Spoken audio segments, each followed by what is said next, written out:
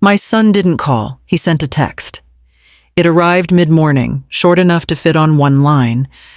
I read it once, then again, waiting for the rest to appear. Don't come to the wedding. Just watch the live stream. No greeting, no explanation, no hesitation.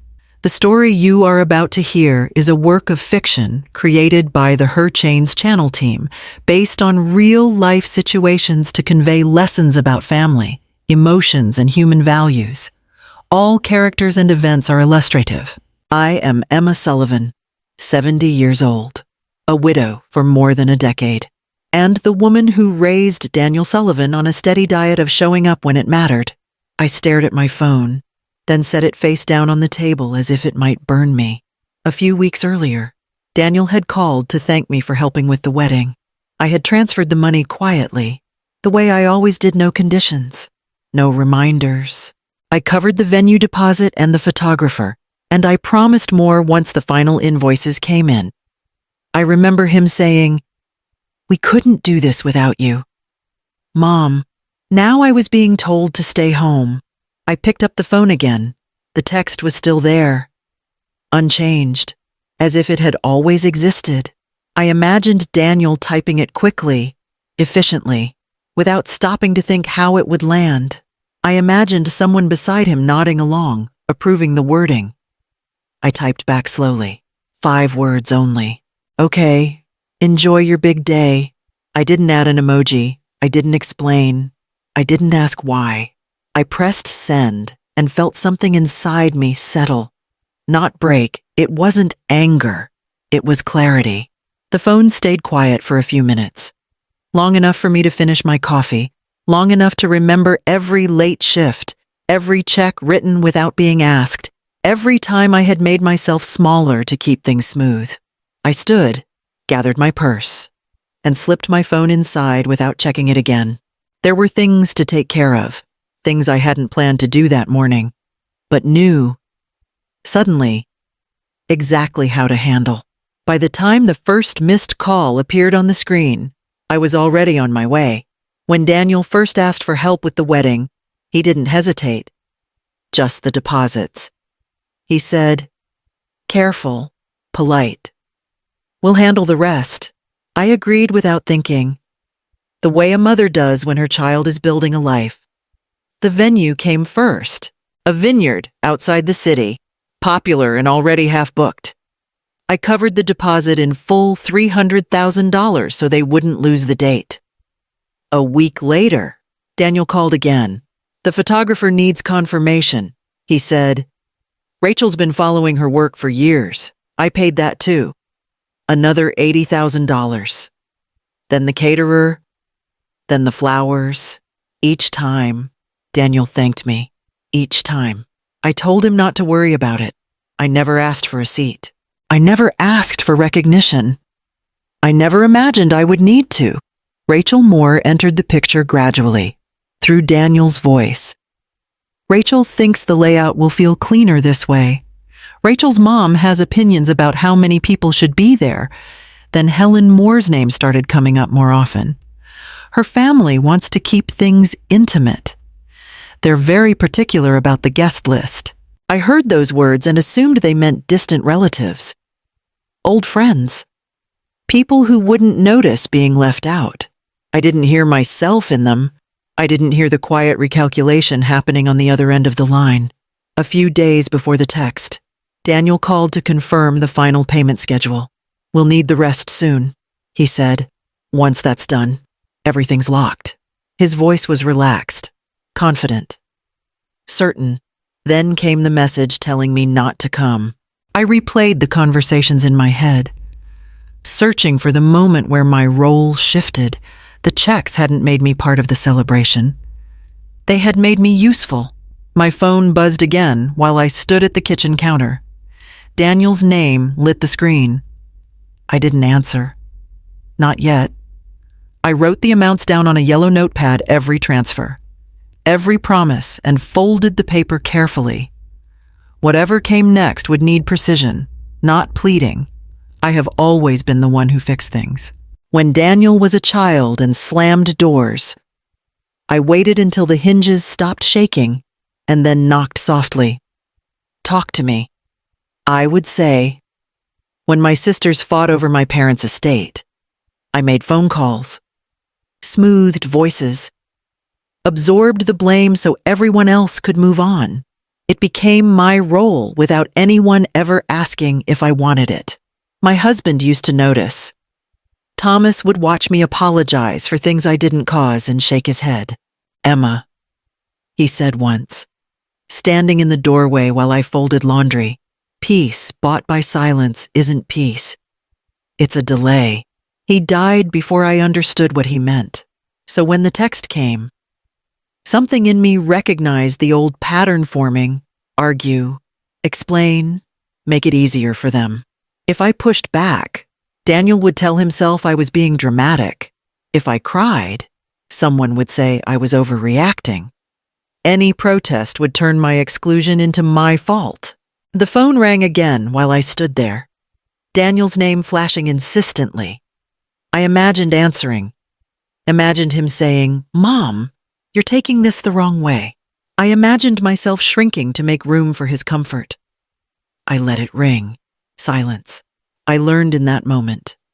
Could do something arguing never could. It removed the stage. It refused the script. It forced people to sit with what they had done without my voice cushioning the impact. I wasn't punishing anyone. I was choosing not to participate in my own dismissal. Another message arrived. Shorter this time. "We need to talk."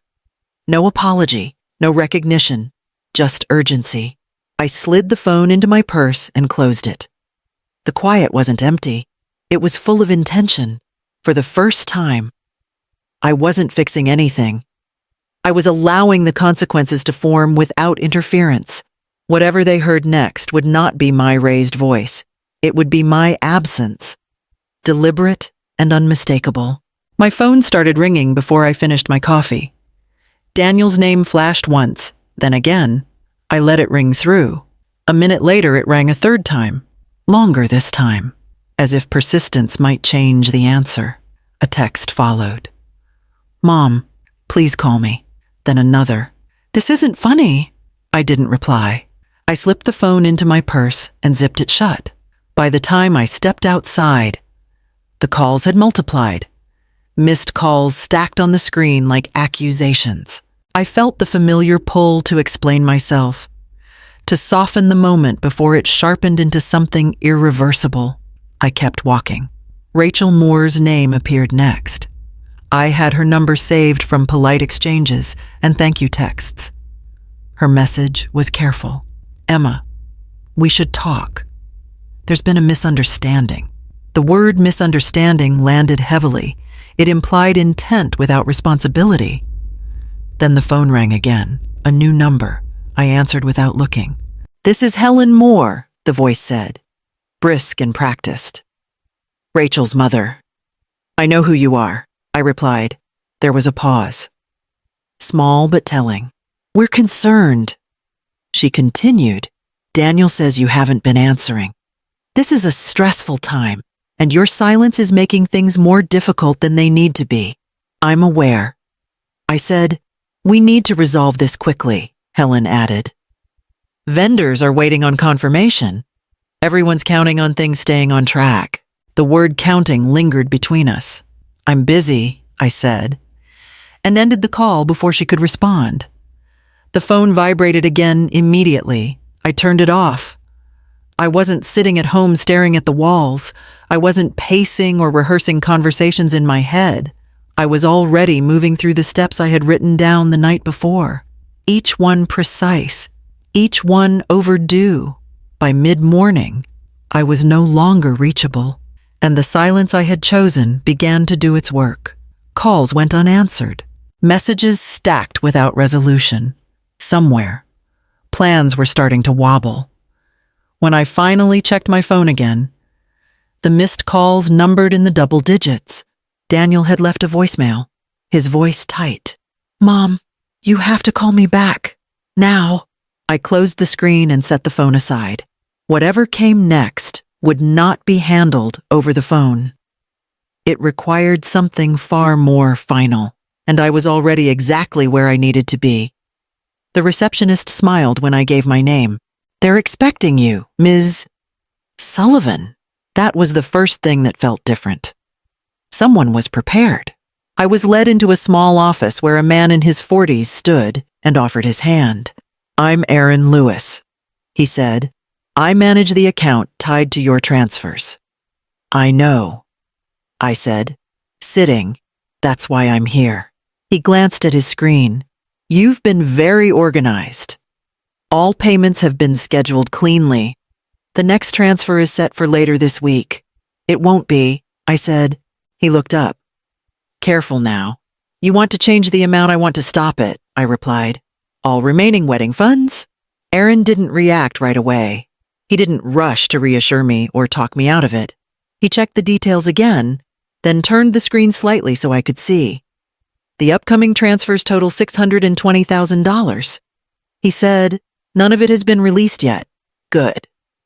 I said, "There may be consequences." He added gently, "Vendors, contracts." "I understand." He nodded once, as if confirming something for himself. "I need your authorization in writing." He slid the papers across the desk. I read them carefully. No dramatic language, no emotional warnings, just clean lines and legal certainty. As I signed, my phone vibrated in my purse. I didn't look at it. Aaron took the forms and scanned them. "Once this is processed," he said, "those funds are no longer accessible for their intended purpose." "That's the point," I said. He hesitated. "May I ask if everything's all right?" I met his eyes. "Everything is clear." That seemed to satisfy him.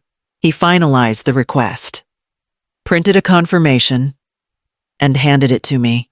"It's done." I folded the paper and placed it in my purse, beside the phone that hadn't stopped buzzing since morning. I didn't feel relieved. I didn't feel victorious. I felt steady. Outside, the noise of the street moved on as it always did. People hurried, conversations continued. Somewhere, a plan built on assumption had just lost its foundation. By the time I reached my car, I turned my phone back on. The missed calls refreshed instantly. Messages poured in. The money was already gone, and the consequences were finally catching up. Daniel reached me just after noon. I recognized the shift the moment I answered. His voice was tight, rushed, stripped of the casual confidence he usually carried. "Mom," he said, not as a greeting, but as a plea. "You have to tell me what's going on. I know exactly what's going on," I replied. There was a pause, then a sharp exhale. "The venue called. The transfer didn't go through. I'm aware." His words started tumbling over each other. "They're saying they can't hold the date without confirmation. The caterer's asking questions. This is all happening really fast." "I imagine it is." I said. "This isn't fair," he snapped, panic edging into anger. "You're putting us in an impossible position." Helen Moore's voice cut in from somewhere close to the phone. "Daniel, let me speak." Then to me, brisk and clipped. "Emma, this behavior is extremely difficult. Weddings require cooperation. Exclusion requires clarity." I said. She didn't respond to that. "We're trying to keep things respectful." She continued, "But your reaction is disproportionate." Rachel's voice joined next. Softer, practiced. "Emma, please. No one wanted to hurt you. We can fix this, how I asked." A beat passed. "If the funds are restored," she said carefully, "we can talk about adjustments. Seating, access." There it was. Not regret, not apology, negotiation. Daniel jumped back in. "Mom, this doesn't have to be like this. Just put things back the way they were. The way they were." I said. Was me paying and being told not to show up? Silence followed, thick and uncomfortable. Helen broke it first. "We don't have time for feelings," she said. "We need solutions." I felt something settle fully into place then. "You've mistaken my money for my obligation," I said. "They are not the same." Daniel's voice dropped. "So that's it. You're just done." "I'm finished being convenient," I replied. No one argued after that. The line went quiet before the call ended. And for the first time since the text arrived, I understood exactly why they had called, not because they missed me, but because they needed something only I could withhold. I set the phone down and didn't pick it up again. The first cancellation came in an email forwarded by Daniel. The subject line already panicked. "We regret to inform you." He called minutes later. "They're pulling out," he said. "The florist says the deposit is non-refundable. The venue says we have until end of day to confirm or they release the date. I was told that when I signed the papers." I said, "This is real now," he replied, his voice fraying. "We're losing money." "You started losing money when you decided I was optional," I said. He didn't respond. Instead, I heard voices behind him, sharp and overlapping. Someone said the caterer was next. Someone else mentioned penalties. The word deadline floated through the noise like a threat. By mid-afternoon, the messages shifted tone. No more demands. Just updates. The photographer was gone. The coordinator was unwilling to wait. The timeline they had spent months arranging was collapsing hour by hour. I didn't intervene. I didn't advise. I didn't offer solutions. I stayed exactly where I was. Martin Cole stopped by my desk before the workday ended. He'd been my supervisor for years, long enough to know when I was carrying more than I let on. "You look calm," he said. "That's new. I made a decision," I replied. He nodded, as if that explained everything. Good ones usually do that. Later, when my phone rang again, I let it go to voicemail. Daniel's message was shorter now. Less anger. More disbelief. "Mom, they're saying we might not have a wedding." I listened once, then deleted it. The day ended without resolution. Somewhere across the city, contracts unraveled and schedules dissolved. The celebration they'd planned so carefully depended on a foundation they had assumed would never move. They had been wrong. I turned off my phone before leaving the office. Whatever blame they were assigning, whatever story they were telling themselves, it no longer involved my participation. The deadline passed without my consent, and everything built on my silence finally began to fall. Daniel showed up just after dinner. He didn't knock. He stood on the porch and waited, hands in his pockets, shoulders tight. When I opened the door, he stepped inside without looking around, as if the house itself had become irrelevant. "We need to talk," he said. "You're already here," I replied. He stayed standing. "The account, the funds. I need to understand what you did, not how are you, not, I'm sorry, just numbers." I stopped the transfers, I said. "All of them." His jaw tightened. "You can't just do that."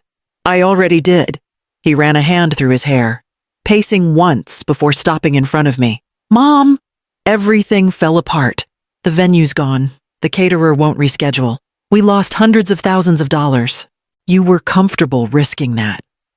I said, "When you told me not to come, that's not the same thing." He shot back. "This was about logistics, about keeping things simple. Simple for whom I asked." He hesitated, then said it anyway. "Rachel's family didn't want complications. They said it would be easier if I wasn't there." I finished. He looked down. "You know how her mother is. I know exactly how she is." I said, "What I wanted to know was how you are." He opened his mouth, then closed it. The silence stretched. When he spoke again, his voice was quieter, but still angled toward the same place. "We can still fix this. If the money goes back, we can talk about arrangements." I nodded slowly. "You're still negotiating." He frowned. "What do you mean? You never asked why this hurt." I said, "You never asked what it cost me. You only asked what it cost you." "That's not fair," he said. "It's accurate." I stepped past him and opened the door. There's nothing left to discuss. He stood there for a moment longer, searching for a number that would reopen the conversation. When he realized there wasn't one, he walked out without another word. I closed the door and felt the final piece settle into place. The boundary had been stated. There was nothing left to negotiate. I learned the wedding was officially off through a voicemail Daniel didn't expect me to hear. He left it by mistake. Sent while talking to someone else. "There's nothing left," he said, his voice flat. The venue released the date. The caterer won't budge. We can't get anyone back on such short notice. Later that evening, he called directly. I answered. "We're doing something smaller," he said. "Just immediate family. Rachel's aunt has a backyard. It's not what we planned, but it's something. That sounds appropriate." I replied. He paused, waiting. When I didn't say anything else, he continued. "It's happening next month. I hope it goes smoothly." I said, "You're not coming," he added. Carefully. "I know," I said. "You already told me." The line stayed open for a moment longer. Then he hung up. Word traveled quietly after that. Friends who had once been enthusiastic stopped asking questions. Vendors who'd worked the local circuit talked. Not loudly, not cruelly, but enough for the story to take shape. A wedding unraveled. Money withdrawn. A mother no longer involved. Rachel sent one message. This didn't have to happen. I didn't respond. The ceremony took place on a Saturday I spent running errands and meeting Martin Cole for lunch. He didn't bring it up until I did. "I heard," he said simply. "So did I." I replied. He nodded. "People are talking. I'm not." I said. Daniel didn't call again that week. Neither did Helen Moore. The silence that followed felt different from the one I had chosen earlier. This one carried consequence. Invitations were never reissued. Apologies never came. The wedding photos appeared online days later. A small group. Tight smiles. No wide shots. No celebration big enough to hide what had gone missing. I looked once. Long enough to recognize the absence. Then I closed the page and went on with my day. Some losses announce themselves loudly. Others are understood only when the noise stops, and no one is left to explain why. I didn't redirect the money out of anger. I did it out of order. The week after the small ceremony, I met with an attorney Daniel didn't know existed. Her name was Claire Benton, precise and unsentimental.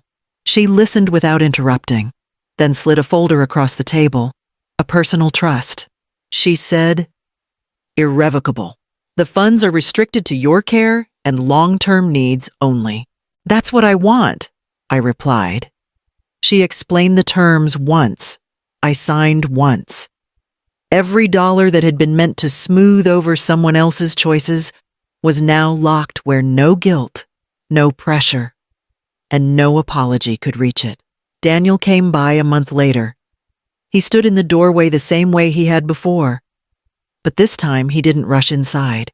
"I heard you moved the money," he said. "I secured it." I replied, "For yourself." His voice caught on the word. "For my future," I said. He stepped forward. "Is there any access?" Anyway, I handed him the envelope Claire had prepared. He flipped through the pages, faster than he read. His shoulders sagged as the language settled in. "So that's it," he said quietly. "That's it?" I replied. He looked up at me then. Really looked, and something shifted. "You planned this," he said. "I planned to stop being erased." I answered. He left without asking for forgiveness and without offering it. That was the most honest exchange we'd had in years. The Livestream link arrived later that afternoon. I deleted it unopened. Instead, I poured a cup of tea and sat with the silence I had earned. I thought about how often people confuse love with access, generosity with obligation. I had spent years teaching Daniel how to stand on his own. This was the last lesson I could offer without saying another word. In real life, Boundaries aren't punishments. They're instructions. They teach people how to treat you when explanations have failed. If this story meant something to you, take a moment to like it. Share it with someone who needs to hear it. And leave a comment about the boundary you wish you had drawn sooner. Subscribing helps these stories reach the people who need them most. I didn't win because anyone cheered. I won because I stopped giving away pieces of myself to people who had already decided I was optional.